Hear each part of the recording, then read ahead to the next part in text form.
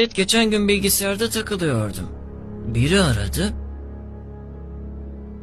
Baktım Jason Momoa yazıyor. Açtım, selamünaleyküm dedim. Başta önemli bir şey sandım. Aquaman'da oynayan herif var ya, o işte. Gel benim filmimde dublör ol dedi. Ben de dedim ki lan beni Twitch'te 30.000 kişi izliyor. Buna ne gerek var dedim. Sen kimsin lan dedim ve teklifinin gözümde bu kadar olduğunu söyledim. Adi herif. Benim olduğum filmde sen dublör değil figüran bile olamazsın dedim. Aman tanrım.